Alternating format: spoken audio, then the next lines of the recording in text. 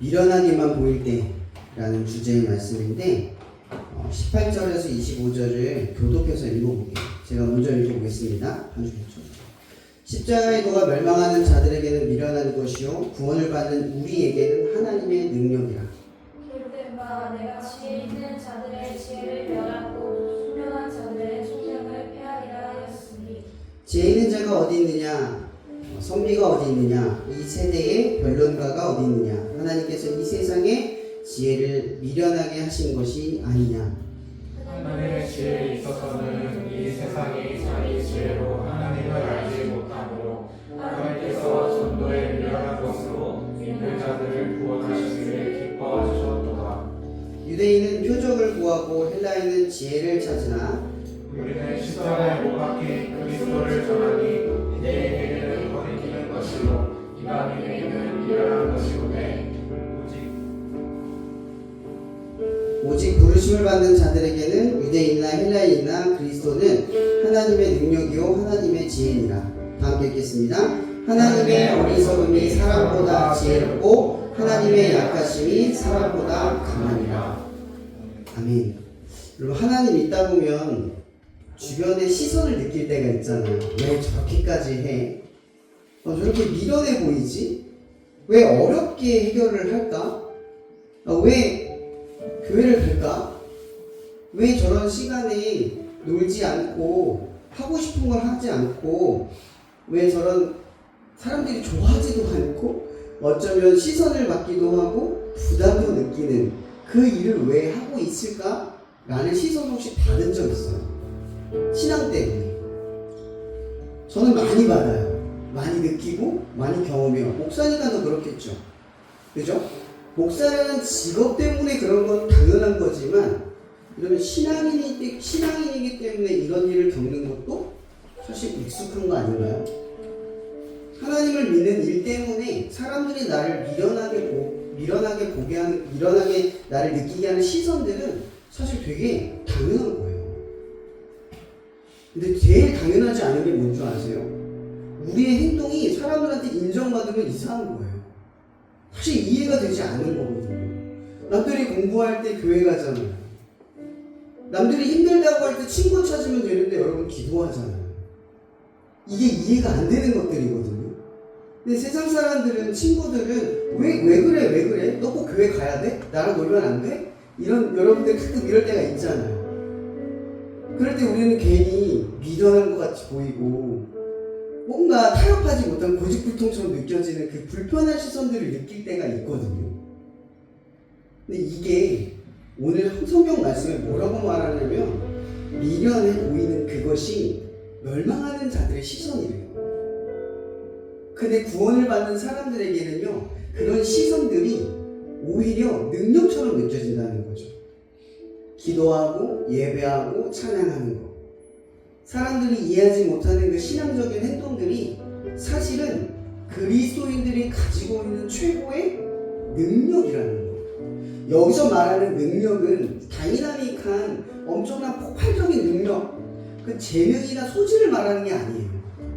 신앙적인 당연한 행동들, 특권이에요, 특권. 이런 기도를 못하는 사람들의 특징은 뭐냐면 기도가 실제로 어떤 역사가 일어나는지에 대한 기대감이 없는 사람들이 그래요. 예배에 대한 소망이 없는 사람들이 예배를 못 드리는 이유는요, 예배를 드릴 때 주어지는 그 감격과 소망이 얼마나 큰지를 몰라서 그래요. 그죠?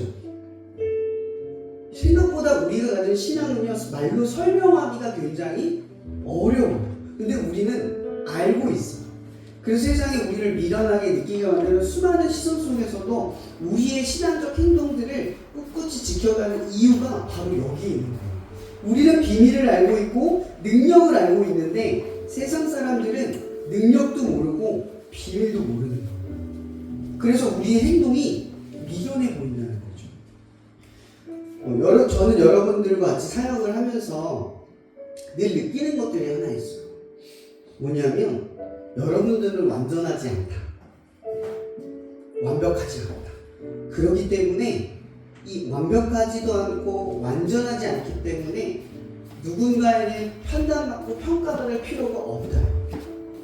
여기서는 무한정 실수하고 부족해도 틀려도 상관이 없는 공간인 거예요. 이 하나님의 공간 속에서 여러분들은 세상과 달라요. 성적을 잘 내야 하고 남들 앞에서 뭘 하면 잘해야 될까라는 부담감 앞에 서지만 적어도 하나님 앞에 설 때는요. 나는 부족해. 난 자신 없어. 나는 틀릴 것 같아. 내가 서는 게 맞아? 라는 의심과 범인 속에서 서더라도 이 자리는 하나님이 여러분들을 평가하지 않고 판단하지 않는 자리라서 우리는 설 수 있는 거예요. 우리는 그 비밀을 알고 있다는 거죠. 그래서 세상 사람들은 우리의 미숙한 모습을 보면 저렇게 못하는데 왜 해? 이런 시선들을 느끼게 만들 때가 있어요. 근데 우리는 꿋꿋이 해내죠.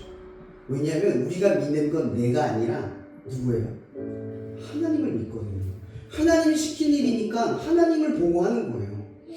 하나님이 내 능력을 맡기고 보고 시킨 게 아니에요.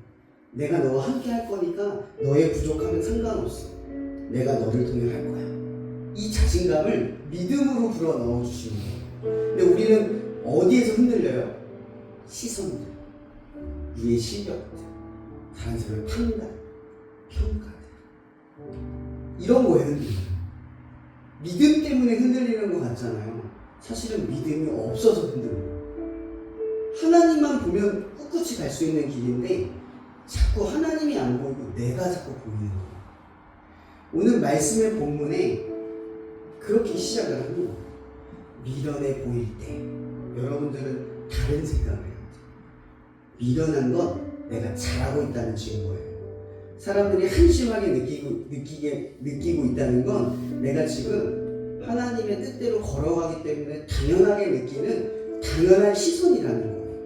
그래서 우리는 세상 속의 시선을 고스란히 이해를 하는 것이 아니라 거꾸로 이해해야 할 수 있어야 돼요. 왜냐하면 성경은 이미 기록하고 있잖아요. 미련한 사람들에게는 우리 행동이 미련해 보이고 하나님의 능력을 아는 사람들에게는 우리의 행동이 지혜롭게 느껴질 거예요. 그러니까 우리는 사실 세상 사람들 더 많이 만나잖아요. 믿지 않는 친구 더 많이 만나지만 그럼에도 불구하고 우리 시선이 자꾸 믿음의 시선 안에서 생각하고 또 생각을 해야 한다는 거예요. 가만히 그 시선에 우리의 생각을 빼앗겨서는 안 돼요. 그럼 기도 모임을 하다 보면요. 때로는 뭐 어떤 일을 맡길 때가 있잖아요. 친구들한테. 그럼 이제 마음에 안 들잖아. 왜 저렇게 하지? 내가 하면 더 잘할 텐데. 그런 생각 문득 들 때도 있죠. 내가 다 해버리면 속이 편할 텐데. 내가 더 잘할 수 있을 텐데. 이런 생각을 할 때가 있을 거예요. 목사님도 마찬가지예요. 저도 저 혼자 하면 더 잘할 수 있어요. 근데 하나님의 일은 잘하는 게 목적이 아니에요. 뭐가 목적일까요? 세워가는 게 목적이에요. 부족한 사람들이 믿음을 갖고 용기를 내서 하나님을 위해서 뭔가 할 수 있게 만들어주는 거예요. 그래서 한 사람 한 사람이 부족한데도 하나님 믿고 세워가는 모습들을 서로가 발견하고 깨닫는 거예요. 그래서 우리는 뭘 해야 할까요? 기다려야 돼요. 그 사람이 잘할 때까지 기다려주고 기도해야 돼요. 저는 이게 예배이고 모임이라고 생각해요. 이런 친구들이 왜 기도 모임 올까요? 학교에서는 서로 평가하고 판단하고 속으로는 다른 생각들을 하잖아요. 근데 기도 모임은 어떤 공간이에요? 판단하지 않는 공간이에요. 평가하지 않는 공간이에요. 믿든 믿지 않든 누구나 이 자리에 올 수 있고 이제 막 믿기 시작한 친구에게도 어떤 역할을 맡길 수도 있는 자리가 돼요. 그렇게 우리는 하나님 앞에 조금씩 만들어가는 사람들이 되어갈 수 있는 공간이 기도 모임이라는 공간이에요. 그래서 우리는 누구든지 초대할 수 있잖아요. 여러분들이 학교에서 하는 일들을 통해서 예수님을 한 번도 접하지 못한 친구들이 스쳐 지나가요. 저 친구 학교에서 기도 모임 하네? 그 말만 들어도 그것만 알아도 그게 있다는 사실이 그 친구들에게 경험이 되기도 하고 어떤 친구는 왔다 갔는데 저런 말씀이 있었네? 저런 게 있었네? 와 찬양 신기하다. 이게 노래야? 찬양이야? 가사가 왜 이렇게 좋지? 이런 경험들을 하고 돌아가기도 해요. 우리는 가만히 부족한데도 그 자리를 지켜가지만 우리들이 지켜가는 시간들을 통해 스쳐 지나가는 친구들은 뭘 느끼고 경험해요? 예수님이 어떤 분인가를 우리를 통해서, 우리가 하는 모임을 통해서 경험하고 깨달아가요. 목사님은 처음 이 사역을 할 때 그런 생각을 했어요. 한 3년, 5년만 하면 사람들이 날 알아주지 않을까? 사역이 잘 되지 않을까? 그런 생각을 했거든요. 지금 딱 10년째가 됐어요.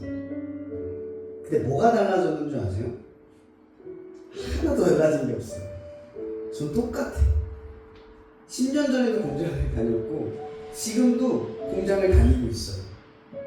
더 유명해진 것도 아니고 덜 유명해진 것도 아니에요. 능력이 많아진 것도 아니고 능력이 없어진 것도 아니에요. 제가 이 10년의 기간을 통해서 깨달은 게 하나 있어요. 그건 뭐냐면 하나님이 내가 실력이 있어서 부르신 게 아니었어요. 제가 하나님의 부르심에 답할 수 있어서 부른 거예요. 누군가에게는 찾고 있어요. 나를 위해 누가 갈고. 이사야 말씀 기억하죠? 수많은 사람들에게 이 이야기가 안 들렸을까요? 날 위해 누가 갈까? 근데 그 이야기에 답하는 유일한 사람이 이사야 한 사람이었던 거예요. 그 시대에 수많은 사람들이 하나님의 예배당에 가서 예배를 드리고 성전이 어느 때보다 컸던 그 시기에 하나님이 찾을 때 대답하는 사람이 딱 한 명이에요. 저는 10년이 지나고 나서 비로소 깨달은 게 있어요. 미련해 보이는 이 시간이 능력이에요. 저는 신앙이 있어서 가장 큰 힘은 역사에 있는 게 아니라 버티는 거에 있다는 걸 깨달았어요. 버티는 거. 저도 여러분들하고 기도 모임 얘기를 할 때 늘 얘기를 하는 게 있어요. 기억하는 친구들이 있는지 모르겠지만 기도 모임에 많이 오는 거 좋습니다. 전 너무 좋아요. 근데 그거보다 더 제가 강조하는 건요. 잘하든 못하든 매주 그 모임을 지켜가는 거. 한 번도 타협하지 않고 1년이라는 시간을 지켜갈 수 있다는 거. 그게 대단한 겁니다. 지나고 나면요. 몇 명이 왔는지 몇십 명이 왔는지 하나도 기억이 안 나거든요. 근데 지나고 나면 내가 얼마 동안 버텼는지가 느껴져요. 내가 이 정도로 버티는 사람이었나? 이런 게 되는 사람이었나? 근데 이 버티는 게 사실 잘 될 때는 아무 문제 없잖아요. 근데 언제 힘들어요? 잘 안 모일 때, 장소 문제가 해결이 안 될 때, 선생님들이 반대가 있을 때, 주변의 시선이 느끼면 그 다음 주 모이려고 마음먹을 때 기분이 어때요? 겁나잖아. 이거 쉴까? 수많은 생각을 할 거예요.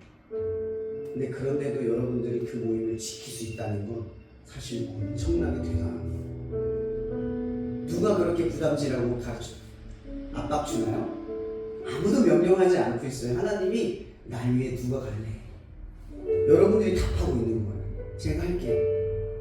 아무도 안 하니까 저라도 할게요. 저 부족한데, 전 자신이 없는데, 저도 무섭고 겁나는데 제가 할게요. 여러분들이 답하고 있는 거예요. 어디에서? 학교에서. 아무도 하나님을 찾지 않는 그곳에서. 아무도 하나님이 있는지 모르는 그 상황에서. 그럼 학교라는 곳에도 하나님이 분명히 계시는데 생각보다 학교에서 우리는 하나님이 함께하고 있다는 걸 아무도 몰라요. 근데 여러분들이 모임을 통해서 하나님이 학교에도 계시다는 걸 보여주고 있는 거예요. 얘들아, 하나님이 우리 삶의 자리에 함께하고 있어. 우리랑 함께하고 계신 하나님을 같이 보자. 이렇게 여러분들이 알리고 있고 지켜가고 있는 거예요. 저는 여러분들의 이 여정이 어느 때보다 하나님과 가까워지고 친밀해지는 그 축복으로 뒤바뀌기를 소망합니다.